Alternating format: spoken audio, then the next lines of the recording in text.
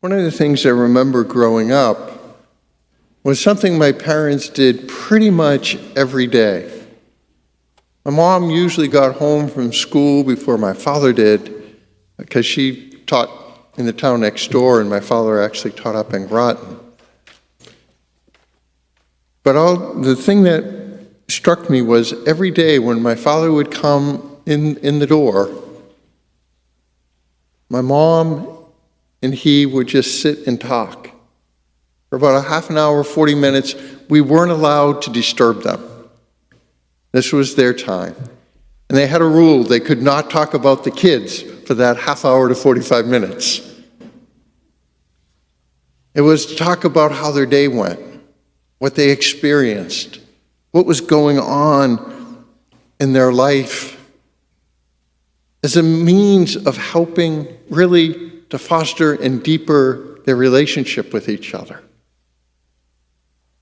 To really care about what was happening in the life of the other. And clearly it's something that has struck me and stayed with me for so many years. Because ultimately what my parents taught me by what they did was the importance of good communication in any relationship. You really can't have a relationship if there's not good communication in it. And so as I watch what happened with them, it was their ability to come to learn about each other and to learn from each other. And in a sense, that's what we see today as Jesus gets, well, let's be honest, forgotten, left behind. Of course, anyone who's been part of a large family has probably experienced that at least once in their life. But what I found interesting was, as it happened, what did Mary do? She sat and she pondered. She sought to try to understand what has happened here, to understand Jesus' response to that. For she pondered on all that had happened. Because there is an important part of good communication, something that I think so often we kind of know it, but we don't really pay attention to it. That there's a difference between implication and inference. What is implied is not always what is inferred. In other words, what one says is not always what someone hears. And if we don't really understand that, then we can't communicate. Because so often what will happen is people will just start doing this. And they won't stop the conversation to begin to understand where the other person is coming from. This is where you usually fall into the trap of saying, "You're not listening to me."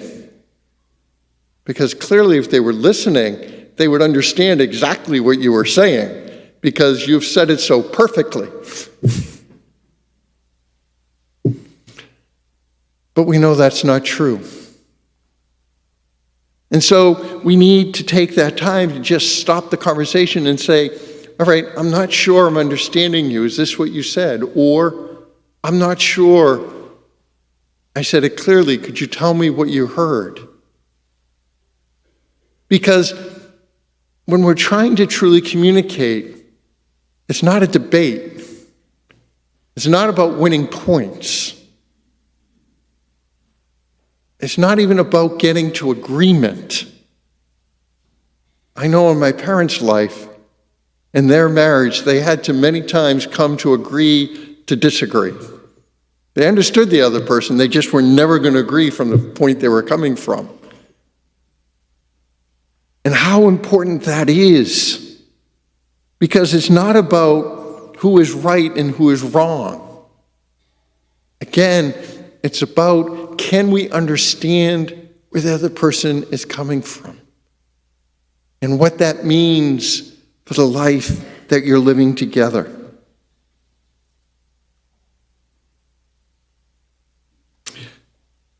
as we think about that, we then need to come to understand what it is we need to do to become better communicators, because we all need that.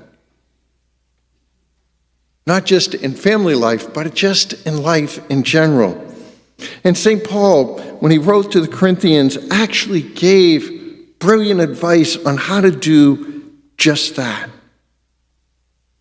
As he tells us, put on as God's chosen ones, holy and beloved, heartfelt compassion, kindness, humility, gentleness, and patience, bearing with one another and forgiving one another. If one has a grievance against another, as the Lord has forgiven you, so must you also do. And of all of these, put on love, that is the bond of perfection. What Paul wrote so long ago really is at the heart of true communication. Because we start with compassion, and the word compassion means to suffer with. It's not really about taking pity on the person, it's about uniting yourself with the other. And that's what communication is about. It's about creating a sense of communion, a sense of community with kindness and humility. How often we're trying to discover what the other person is saying wrong so we can jump on it. We're not really listening to understand, we're listening to win. But if we humble ourselves and we are truly kind and gentle, and the most difficult of all, patient with the other, it is there that we can begin to understand where the other is coming from. And of course, so often we can hold a grudge, and it's that grudge that prevents us from truly hearing what the other is trying to say to us, because we're listening to through the prism of hurt and anger and disappointment. But if we can open our hearts to hear it through the prism of forgiveness and love, it is there that that relationship is built and created. As we look at the life of the Holy Family, it's holy not because it's perfect. Let's be honest, if they were perfect, they wouldn't have left Jesus in the temple.